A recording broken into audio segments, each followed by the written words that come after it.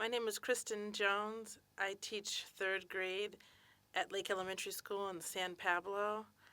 I'm an individual member of the executive board. I'm the elementary director. And why don't you talk about the issues that you see facing public education?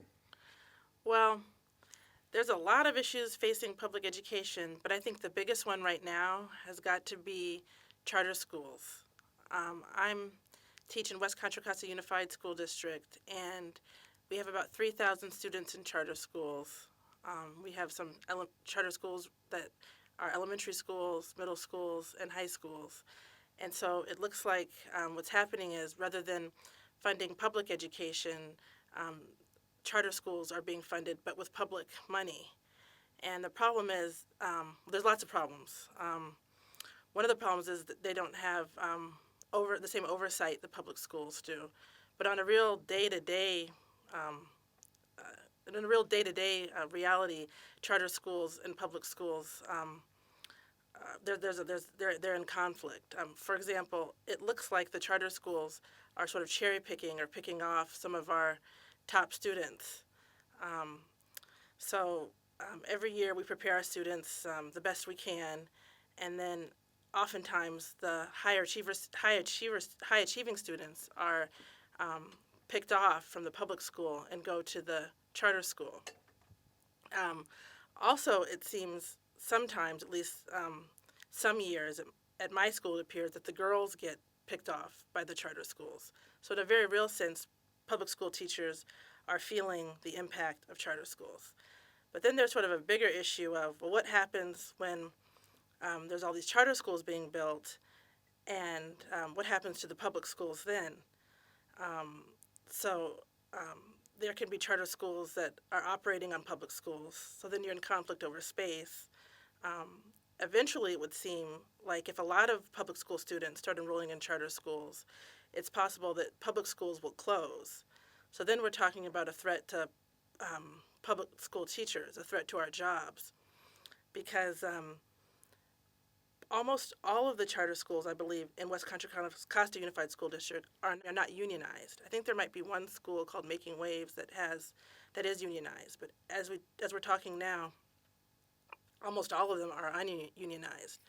So that means you're going to have an increase of non-union teacher jobs, and who knows what their work conditions are like. I'm in a mindfulness meditation class with teachers in West Contra Costa Unified School District, and about, I'd say, a fourth of the teachers are charter school teachers, and they come to the meditation class late because their day is longer than our day. The public school teachers are all there ready to get all blissed out with meditating, and the charter school teachers look haggard and tired. They're rolling into the class 20 minutes late. It's not really funny, but their day is longer. We know that. Um, and I don't know about the pay. And also just looking at it from maybe a parent's perspective, I don't even know for sure if the teachers are necessarily credentialed at charter schools. There's a lot of issues that come up. And I mean, a stressed out teacher is problematic. I mean, if teachers are stressed out, it's going to be more difficult to teach the children. If you're Yeah. You can only push people so far. I think the charter schools are hoping that they're going to get these really young, green, enthusiastic teachers and just work the hell out of them, so to speak. And I think that works for a while, but I think they quickly burn out. I don't think they tend to stay there very long. And so then there's a question of having the benefit of having a seasoned, experienced, veteran, credentialed teacher, which I think can't be overstated. So I think public schools are where it's at, and public school credentialed teachers are where it's at. and who is funding these charter schools? I mean, how are they getting the money to open? Well, that's a good question. I I know recently in our district, West Contra Costa Unified School District, I read that there was a settlement that the district settled with the charter schools, where now the charter schools can use parcel tax money, Measure G money. So now, as we speak, in the West Contra Costa Unified School District, charter schools are also able to tap into public monies, which is scary to me.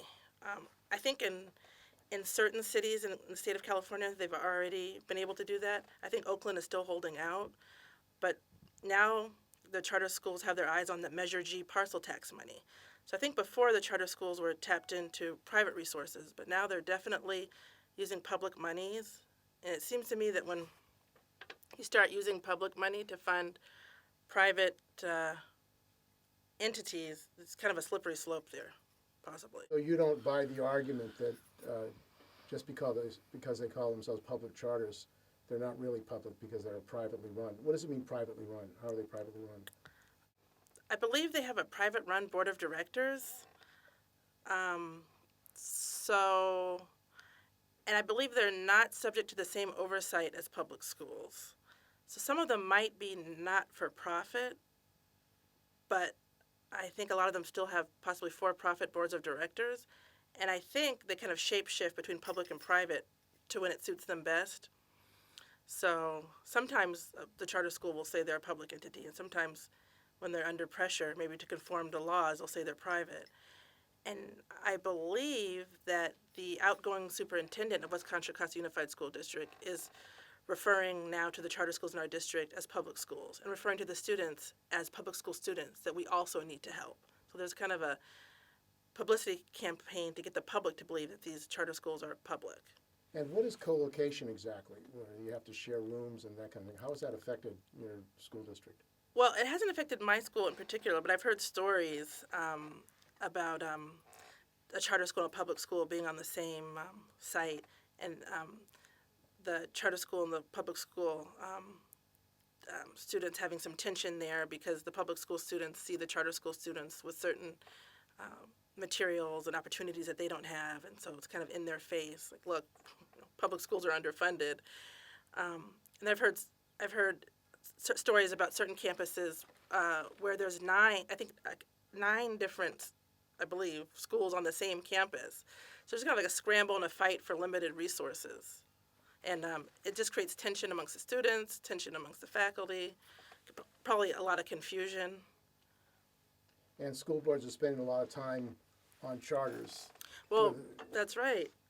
In our district, West Contra Costa Unified School District, we are a big school district, but I believe the last school board election, there was an unprecedented amount of money spent to fund the campaigns of the pro-charter school candidates. So our school district might just be a little blip on the map, but it has not fallen under the radar of the charter school industry.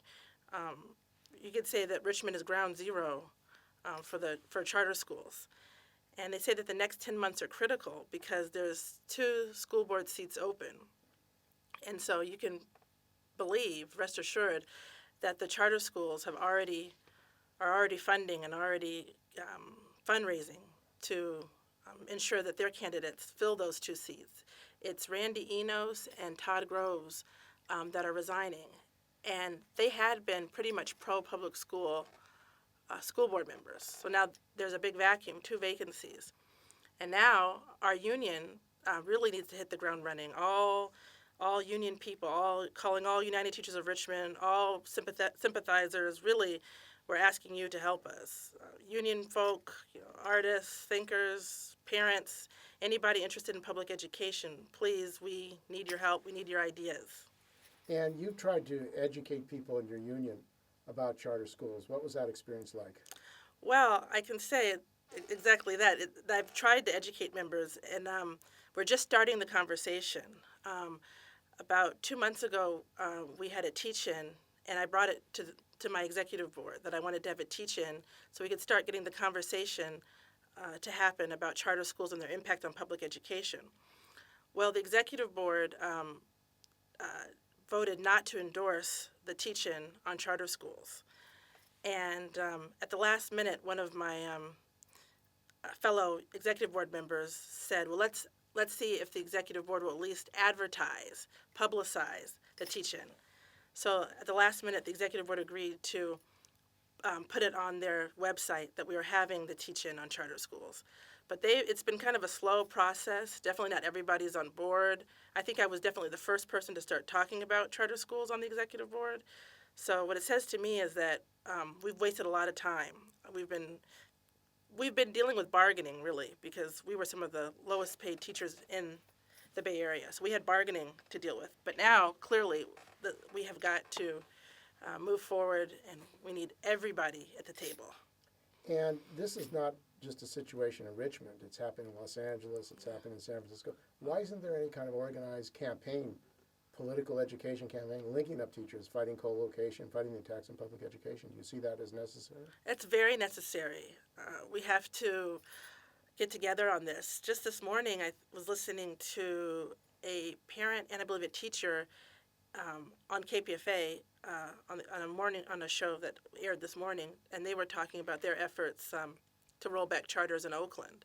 And I was thinking, wow, it would be nice if we could really link efforts, Oakland teachers, Richmond teachers.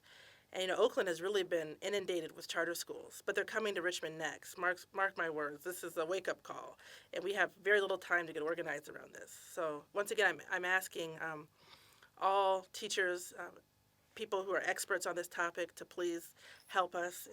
Your union brothers and sisters and the United Teachers of Richmond, we need your help. We need your expertise. And there is a repeal petition. Why don't you talk about that and why you think it's important to support that? I think this is one of our best chances to roll back the charter school attack on public education. I think some teachers in my district are going around and having people sign the petition, and I'm going around and distributing the petition. And I think it's a good way for people to take a stand and say, hey, we've had enough of charter schools. And what exactly is it? What is this repeal? Well, I believe it's a repeal of the 1992 law that permitted charter schools in the state of California. I think at the time when the law was enacted, maybe there were only 100 charter schools. But now, I mean, they've gone gangbusters. So I don't know if anybody could predict at the time that the law was passed that there would be that many charter schools. So maybe at some point, maybe I could concede it was a good idea. But now clearly, it's not. Charter schools are overtaking our public schools. So it's to repeal this law, which at some point might have been a good idea, but it's run its course. It doesn't fit our current situation. So we need to stamp it out. Repeal the 1992 Charter School Act. And that would stop public funding from privately run charter schools? Yes. And, I mean, the schools are not getting the kind of money that they need. No. Yet, right now in the Bay Area, teachers can't even afford to live here. What is happening with poor working class kids and even teachers surviving in the Bay Area? Well, I think that's a big issue is like you just said, the underfunding of public education. I know that there's a effort to get signatures collected to extend Proposition 30, which would pump, several $1 billion back into education, mostly K-12, but I think also some adult schools. I think that there's also a child health care component. I just wonder, are charter schools getting part of that money now? It's a question, I'm not sure. But, I mean, it is a real concern. It's kind of hard as a parent to tell another parent when they see the conditions of the public schools, well, you should stay in the public school, not to send your kid to the charter school. Because there is a real need to put more money into public schools. I think California might be 41st out of 50 states in per pupil spending on public education. So clearly we need more money in public education. At the same time that we need to, I'm saying that, there is a lack, but I can also say as a public school teacher, it's kind of an exciting time in public schools. I mean, we're doing a lot in the classroom that I think doesn't really get publicized.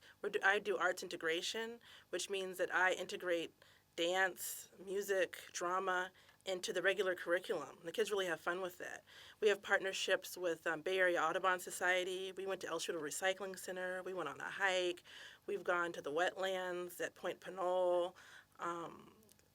We've done all kinds of stuff. So it's kind of a lot going on, good and bad. And I think parents need to see that there's actually, I venture to say there's kind of a renaissance going on in public education, in public schools.